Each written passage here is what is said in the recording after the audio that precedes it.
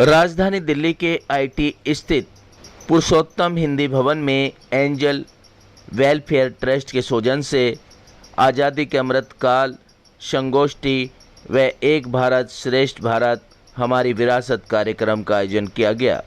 कार्यक्रम में मुख्य अतिथियों के रूप में श्री 108 स्वामी वीरेंद्रानंद संस्थापक the Asian group of school, Swami Chandradev ji Maharaj संस्थापक उपाध्यक्ष ग्लोबल संत समाज कल्याण फाउंडेशन, डॉक्टर विजय जोली वरिष्ठ नेता भाजपा, श्री अभय वर्मा विधायक लक्ष्मीनगर विधानसभा, डॉक्टर कमल टावरी IAS रिटायर्ड के साथ सम्मानित लोगों की गरिमामय उपस्थिति रही।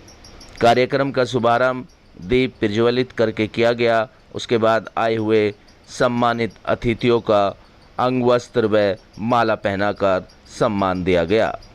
कार्यक्रम में संगोष्ठी के माध्यम से एक भारत श्रेष्ठ भारत को लेकर चर्चा की गई। कार्यक्रम में अपने अपने जगत में ख्याति प्राप्त लोगों ने अपने अपने अंदाज में एक भारत श्रेष्ठ भारत को दर्शाया। सभी ने अलग अलग शब्दों में एक भारत की अलग ही तस्वीर सभी के समक्ष रखी और देश के प्रधानमंत्री द्वारा आज भारत सभी देशों में श्रेष्ठ भारत बनाया गया है, जिसका जीता जागता उदाहरण आप देख सकते हैं कि विदेशी धरती पर आयोजित G7 सम्मेलन में भारत देश के यशस्वी प्रधानमंत्री मोदी से मिलने अमेरिका के राष्ट्रपति अपनी कुर्सी छोड़ के मिलने पहुंचे। यही सिद्ध करता है कि आज एक भारत श्रेष्ठ भारत को दर्शाता है। Live for India Hindi news के लिए रविंदर कुमार की रिपोर्ट।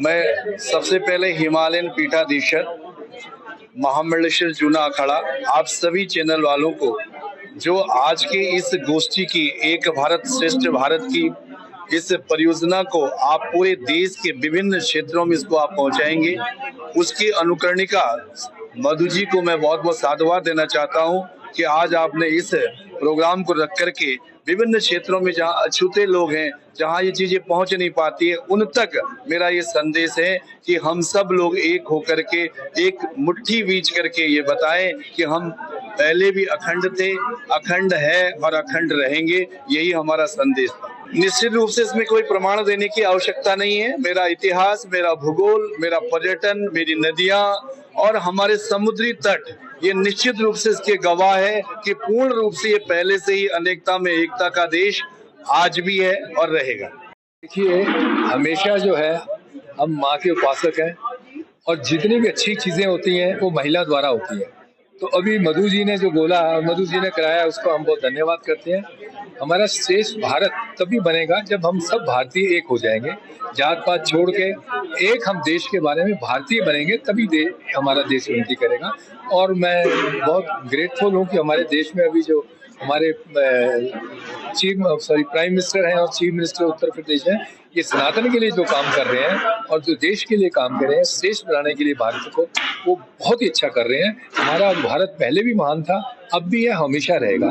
लेकिन इसको और पॉलिश करने के लिए ये जो दो जोड़ी आई हैं, मोदी जी और योगी जी, उनको मैं धन्यवाद करता हूँ और माँ से प्रार्थना करता हूँ कि उनको इज्जत दे, तरक्की दे, हेल्प दे, जिससे वो देश की जैसे वो सेवा कर रहे हैं करते रहें। में नरेंद्र मोदी जी ने एक भारत श्रेष्ठ भारत का नारा दिया था और ये सही बात है कि जब से वो आए हैं हम लोगों में जागृति हर तरह की बढ़ी है। तो आज का जो कार्यक्रम है ये है कि हमारा देश विविधता में एकता वाला है और कन्याकुमारी से कश्मीर तक तेलुगु, कन्नड़, गुजराती सभी भाषाइयों को क्षेत्रीय जो हमारी विविधता है उसको लांघते हुए जो हम लोग सब एक दूसरे के साथ जुड़ते हैं वो और बेहतर तरीके से जुड़े ताकि हमारा भारत श्रेष्ठ बन सके। और ये सही बात है कि माननीय मोदी जी के नेतृत्व में उनका जो ये परिकल्पना है कि हमारा देश उत्तम बने, उसमें उनका मोटिवेशन है, उनका नारा है, लेकिन फॉलो समाज को करना है, फॉलो हम लोगों को करना है।